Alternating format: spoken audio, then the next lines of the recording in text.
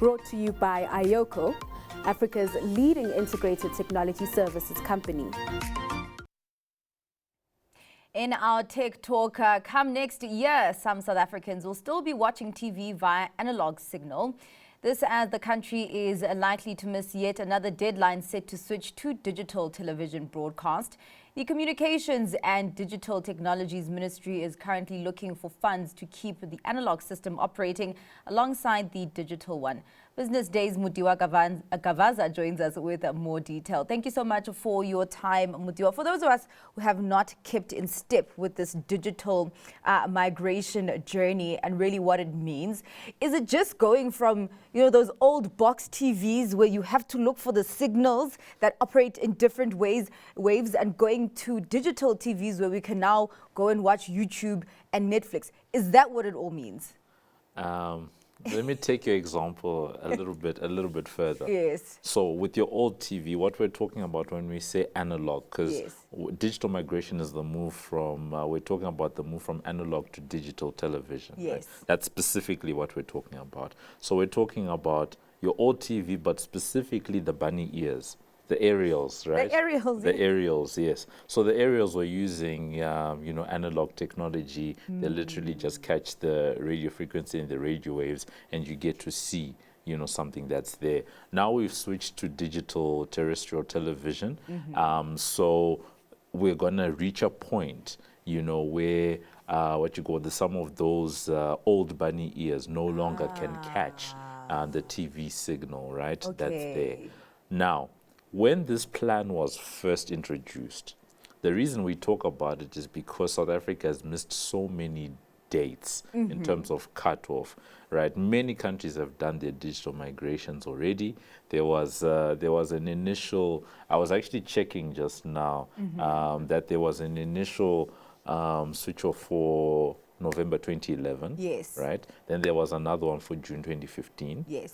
Most recently, we also had January 2022, we also had March 2022, and currently we were sitting at December 2024. Yes. Right. Now, the reason why all of this stuff is interesting and it's important is simply to say we want to ensure that people have access to television, right? What are the mechanics of that? Yeah. What does government actually need to do to make that happen? Yes. So basically, when the plan, and this is one of the reasons why I brought up when the plan was first established, at that time, there weren't that many TVs that could catch the digital signal to begin with. In 2024, almost all TVs that you're buying have a digital tuner, all of that stuff.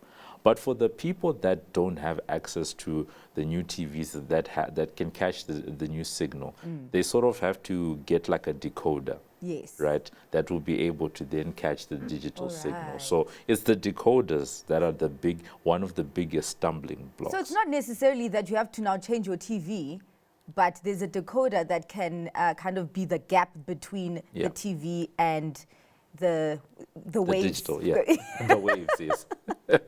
So this is specifically for people that haven't upgraded their TVs, all of that stuff.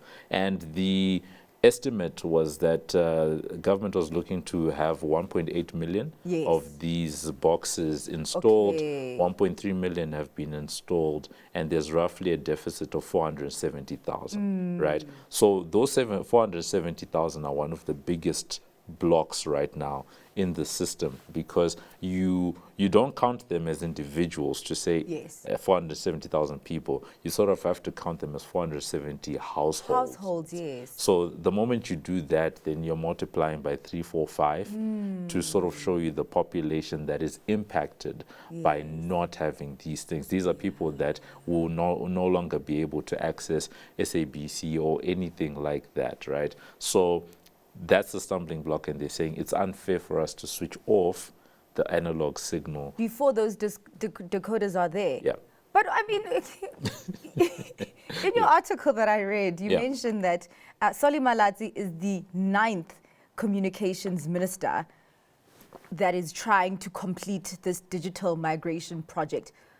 What's the holdup? I mean, why isn't it going at a faster pace as it should be? I think it's a combination of factors. Political will, I think, is one of them.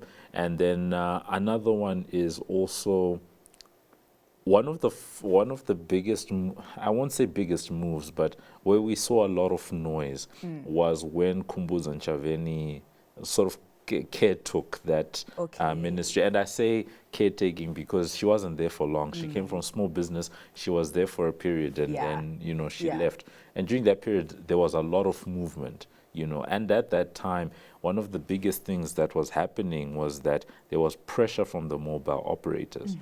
Those same analog signals that we're talking about, everyone uses the same radio frequencies, whether you're talking about radio, television, or your phone calls. But specifically the ones used by the television operators, the plan was, let's get the television guys off, and then we can give those same signals to, you know, MTN, Vodacom, and all of those guys. And that's for spectrum? Yeah, this is the spectrum that we're talking about. So imagine that in 2022, spectrum was bought. Yes. And in many instances, especially that they call it low, the low band sub 1000 megahertz, was actually still held by your television. So some of it was dirty, which means you can't completely use it for yourself. Luckily, Centec has been able to clean up a lot of that. So now the operators are able to use what you call this, their signals, right? Then the other issue is the funding issue, right? And also the set-top boxes themselves, the decoders we're talking about.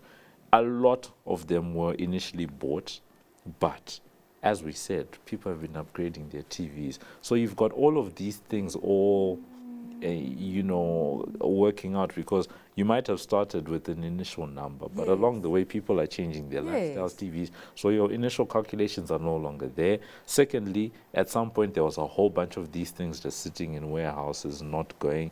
And so there's so many of these things. And then currently, the issue is just going to be about funding, because you need to fund this project to actually go out into the installations. And right now they're looking for, before going too far, they need about 140 million rand. 140 million, that's maybe for like the short term, or just? Let's just call it the short term. Yeah. You know, just to, because I know that there are no past. allocations, I think, for the next year, for the next financial year. Where are they looking for those sources of funding? From the indication that was given, they're looking to repurpose funds. They're trying to lobby to repurpose funds from, it should be USASA, if I remember correctly. And that's where they are hoping to get that 140 or so million rand. So we wait to see how it's going to be, because remember, at the start of every year, National Treasury makes a budget, and their budget for digital migration was that this thing is being done by the 31st of December.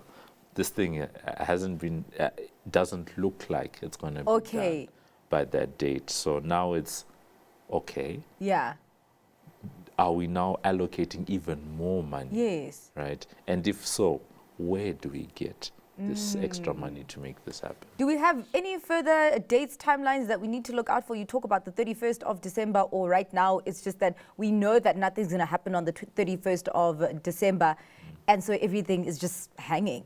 So that's actually one of the biggest unknowns. And Parliament, because all of this came out of a parliamentary session that was done last week, you know, to a parliamentary portfolio committee, you know, around this issue. And they were actually saying that the MPs, as part of that session, were actually raising this issue to say, are we able to actually even get like a firm handle on this? Because dates keep getting missed. Even if the department gives them a date right now, what is the guarantee that that date will be met based on all the dates that have been missed, you know, over the last 14, 15 years? And I mean, you talk about a shortage of funding, so it's also a thing of shooting yourself in the foot as well, because you have a shortage of funding for this, but then also you still need that funding to cater for both kind of analog and digital.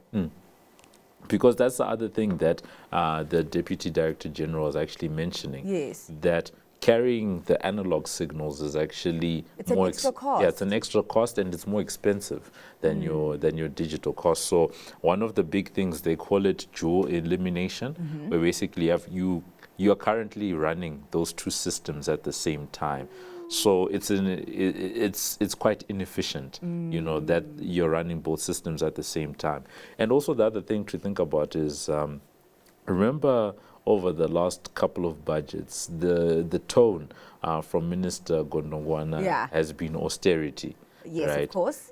So when you're thinking about austerity, you're thinking to yourself, let's finish certain things so that whatever we were spending on this, we can now reallocate it somewhere else. But now this thing isn't being finished, which means that existing other projects might have to be compromised a little bit so that we finish this. You're right. So you end up having a little bit of a mess when it comes to the fiscus and your national budgets. Yeah.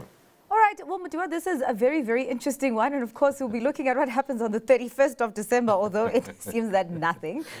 So we'll see what happens next year and also see maybe what the minister comes out with in the budget in February. Thank you very much. All right, that was Business Day's Mudiwa Gavaza.